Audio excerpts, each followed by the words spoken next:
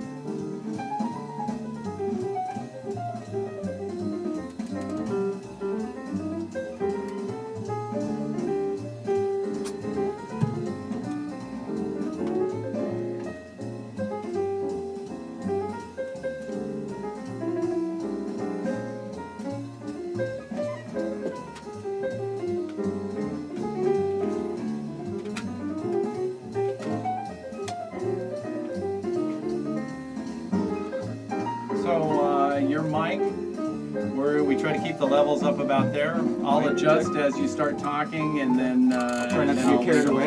It's all right. I'll adjust as to start, but once there, just keep it there, and we're good. All right.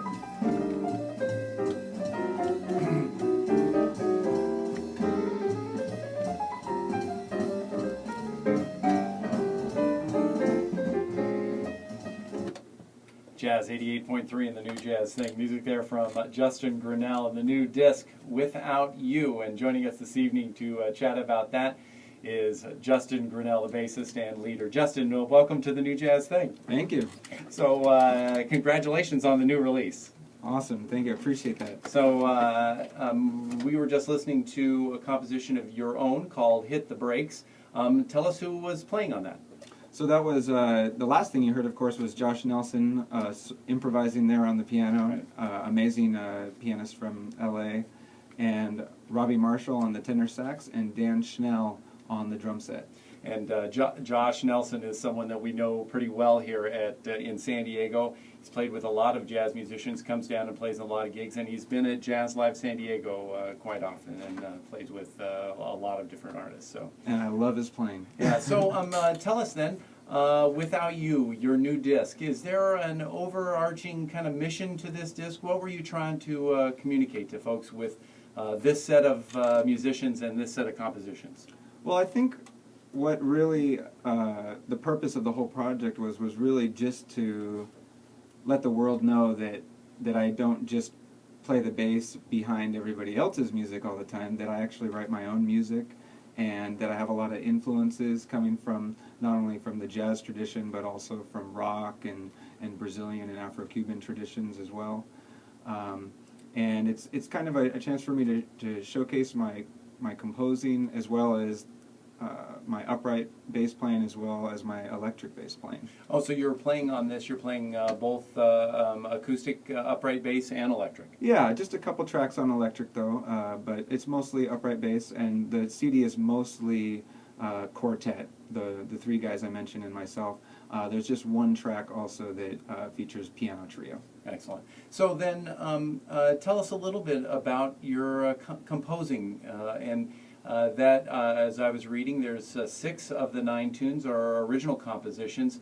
As a composer, what are you trying to do? Are you really trying to highlight the bass in the composition, or is it more kind of an overall group composing the tune? I think maybe the simplest way to put it is I really want to be a songwriter, but I can't write lyrics. Right. So a lot of it is very lyrical. I try to write melodies that I think are interesting and singable and memorable, and also give a nice vehicle for improvisation. Mm-hmm. You know, to kind of, I want the tunes to not be so complex that there's no room for people to reinterpret them every time they play them. Excellent. Well, so you're kind of looking to, hoping at some point that these becomes part of a repertoire that other people can play then also. I mean, if other people want to play my music, that would be great. Mm-hmm. So were the compositions written specifically in mind for this date, or were these compositions that kind of came over time? Definitely over time. Probably the oldest tune on the record is Without You, which I wrote while I was studying music at San Diego State University. Mm-hmm. And that was maybe 10 years ago or something like that. And Right. all the tunes have kind of slowly come out. I'm not the most prolific composer. I take a lot of time with each tune, and plus I've got a lot of other people's projects that I'm working on a regular basis. So and then so tunes written over time means that you didn't particularly write most of these compositions for this band, but you kind of wrote them in general, and then had to communicate to this band what you were looking for in these compositions. How did that work? That was a piece of cake, you know. I mean, I heard Josh Nelson a few years back and just knew that I had to play with him. He just has a sound that I really like, and once he started playing my music, I didn't have to tell these guys anything. They really got it in a second. I think that besides my music being lyrical, it also, a lot of it tends to be kind of on the moody side. You know, I was just talking to somebody about, you know, one of my earliest influences was the Beatles, and even then I tended to gravitate towards kind of their moody-ish songs, you know, like you know, Eleanor Rigby or Because, or you know, and I think a lot of my music kind of has that vibe to it too. Excellent. So then you're playing this music, before we play another one, you're playing this music and your CD is not even hot off the presses. It's hot off the presses this week, and you're going to be playing it this Sunday. Tell folks about your upcoming CD release. Yeah, so this Sunday, December 1st, we're going to do the CD release at Dizzy's, which is in the showroom of San Diego Jet Ski Rentals in Pacific Beach. Of course, you can get all the detailed information from my website at justingrinnell.com, JUSTINGRINNELL, two N's, two L's. And, or you can always go to the Dizzy site, which is pretty easy to remember, dizzy'sjazz, all one word, .com. Okay. But yeah, that's at 6 p.m., and that costs $15 at Dizzy's. Excellent. And the artists that are playing on your disc are all going to be there. Exactly, exactly. Josh Nelson's going to be there, Robbie Marshall, and Dan Schnell. Excellent. So let's hear another tune then. So we've got queued up, I think, Road from Cazadero. Yeah, exactly. So tell us a little bit about this tune. Where did it come from? So Road from Cazadero came about actually through working with Danny Green. A few years back, he talked me into going to a place called California Brazil Camp, which is up in Northern California. It's 1 week. You hang out in the redwood forest and you camp, and you just hang out with Brazilian musicians the whole week. And so I did that 1 year, and it just really transformed, you know, my relationship to Brazilian music. And so I call this Road from Cazadero because on my way back, I felt I was a changed man in some ways. Excellent. Well, let's check that out. We're chatting with Justin Grinnell. The Justin Grinnell Quartet new disc, Without You, will be coming out this week, and it'll be featured in a CD release party this Sunday. We've got links to it out on our jazz88.org blog, so just look at jazz88.org/blog, and we've got a link to Justin's website, and from there you can find out all the information. But let's check out a little bit more music from Justin Grinnell Quartet. This is called Road from Cazadero on the New Jazz Thing, Jazz 88.3.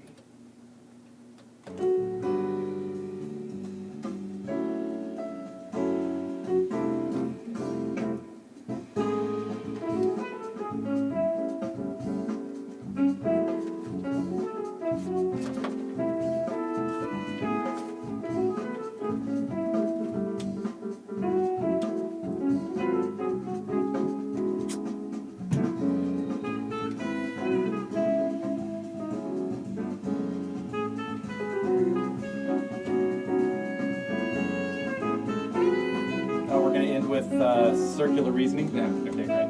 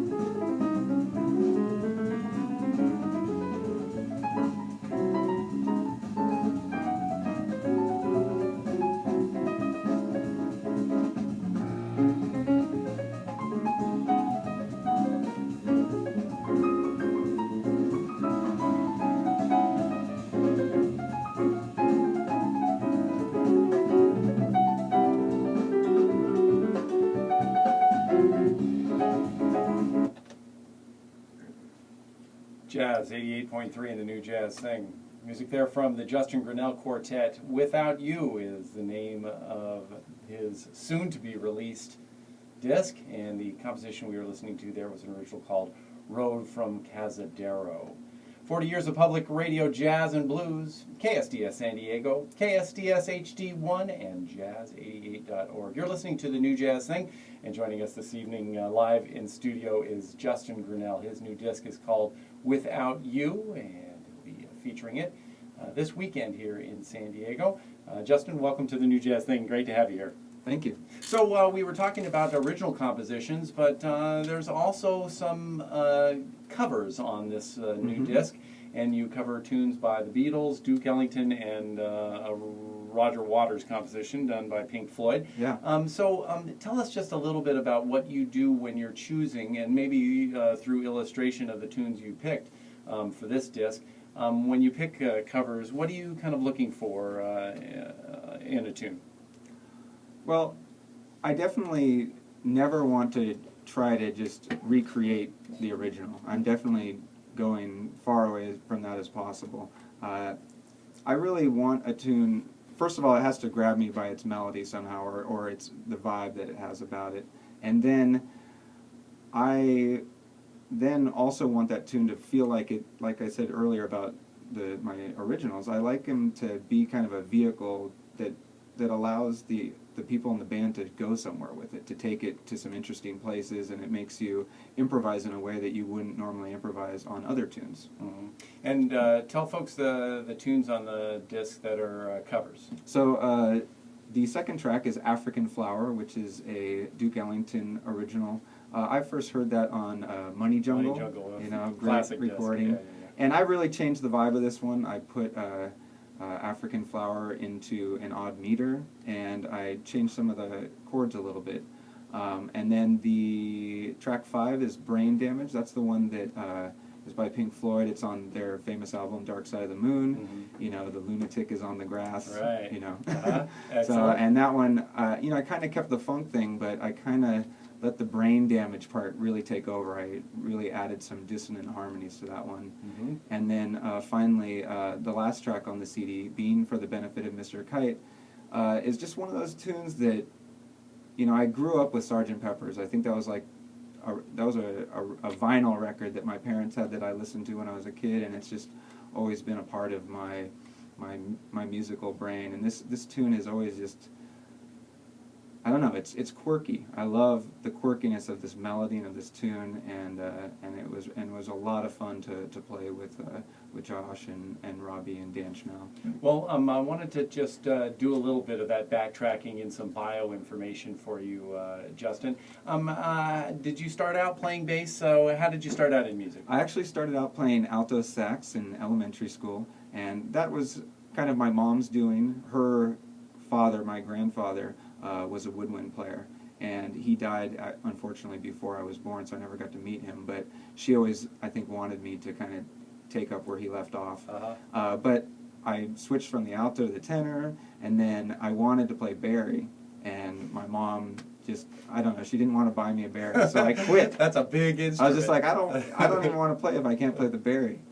And then a few years went by, and I really didn't do anything, with an instrument through junior high. But then, for some reason, I got, I was flipping through a Sears catalog, like in 10th grade, and I saw a black electric bass, and I was like, I gotta have that, So I, told my mom, and my mom was always, really supportive, and she ended up, getting me a bass, and through actually Alembic. I don't know if you've heard of Alembic, but it's kind of a boutique bass company up in Northern California, and my mom worked there, and wow. And then we were really good friends with the owners, so the owners, the Wickershams, are actually my godparents, which is a nice connection. That is a nice connection. And ended up with a really nice instrument to start on, Most bass players hate me for that. And so then, reading from some of your bio information, you did your music master's work at SDSU, as you kind of mentioned. Did you do music undergrad work, or? Yeah, I actually did my bachelor's and my master's at San Diego State. At San Diego State. Yeah, and I actually went to a junior college up in Northern California for a few years too, and studied with a great sax player, Bennett Friedman, up there, and yeah, so I've been in school a long time. And but you've known for a long time that you wanted to try to make it as a musician. That came later. You know, Really? I did 3 years of junior college, you know, playing music just for fun, and I actually transferred to San Diego State as a math major, and you know, I just kind of, after I moved to San Diego, I kind of started seeing people that were actually doing music for a living for the first time, and that really just got me pumped, and you know, so I started really focusing on that and dropped the math major thing, and Excellent. Well, that's great. Well, that's really good that San Diego kind of inspired you to kind of pursue it a little bit further. You're now doing your doctorate work at University of Southern California, USC, correct? Yeah, exactly. And so tell us about that. Is there when you're doing your doctorate in music, are you working toward a specific thing? Do you have a specific? I know at the end you got to do some sort of a thesis, but are you kind of building up to that? Tell us a little bit. Yeah, about and your I'm actually nearing the end of the whole process. I've been going up there for about 4 years now, and it's you can do it in a shorter time, but I've been commuting because I teach in San Diego, and then I've been commuting up there twice a week for the last few years to go to school. But it's a lot. A doctoral program is a lot like any program where there's kind of your main degree emphasis, and then you usually have some electives or minors that are part of your studies. Right. So for me, you know, jazz, of course, jazz studies was the main part of the program, but I also did some significant work in music theory and analysis, and college pedagogy, and music industry. So excellent, and you're putting that into practice right here in San Diego County as an instructor at both Grossmont and USD? Yes. So tell us what you do at both of those places. So at USD, actually, I just started teaching the jazz ensemble. So I'm the director of the jazz ensemble at USD, and then at Grossmont College, right now I'm teaching a Music Theory 1 class and a jazz history class for non-music majors. Excellent. And then how many days a week? I seem to see that you're playing quite a bit also. So how many days a week are you actually out there playing, and where can folks regularly or see you? Yeah, well, you know, like most jazz musicians in town, I think, you know, maybe it's not so regular. It's totally irregular, okay. but it's often. So right. you know, I try to update my website and you know, as regularly as possible. I'm usually playing in public a few times a week. Mm-hmm. I mean, even like this weekend, I'm doing my CD release on Sunday, but on Saturday I'm going to be playing up in Oceanside at the Oceanside Museum of Art with Danny Green and Dusty Bruff. That's going to be a lot of fun. And then on Friday I'm playing at Dizzy's again with Dimitri Matheny, who comes through town here and there. Great flugelhorn player. So stuff just comes up. I keep busy. I don't have anything regular or steady right now, but you can, of course, find me on Facebook, right. and I try to post everything I'm doing. Excellent. Well, Justin, tell folks one more time, give folks the info about the CD release party, and are there actually going to be CDs that they can buy at the CD release party? Yes, I just got it in under the wire, which is kind of my style. But tell folks when and where. So the CD release concert is going to be this Sunday, December 1st at Dizzy's in Pacific Beach. It's at 6 p.m. and it costs $15. Yeah, and if you need to find directions online or anything, you can always go to my website at justingrinnell.com, JUSTINGRINNELL.com, or dizzy'sjazz.com. Excellent. Well, it's great to have you here. We're going to play one more tune to send this thing off, and it's an original composition of yours called Circular Reasoning. Anything you want to tell folks about this? It's just a waltz that I wrote a few years back, kind of inspired by the music of Wayne Shorter, who, you know, is definitely one of my heroes for his ability to kind of put this marriage of melody and harmony together in just such a special way, and I was really trying to recreate that. Well, Justin, thanks again for coming on the New Jazz Thing. Congratulations with the new release. Another one of great San Diego releases. We're seeing a lot of them this year, and nice to have yours added to the pile of them. So, congratulations. My pleasure. Thanks for having me. Justin Grinnell here on the New Jazz Thing from his soon-to-be-released disc, Without You. This is Circular Reasoning on the New Jazz Thing, Jazz 88.3. Okay. Excellent. Nice, Vince.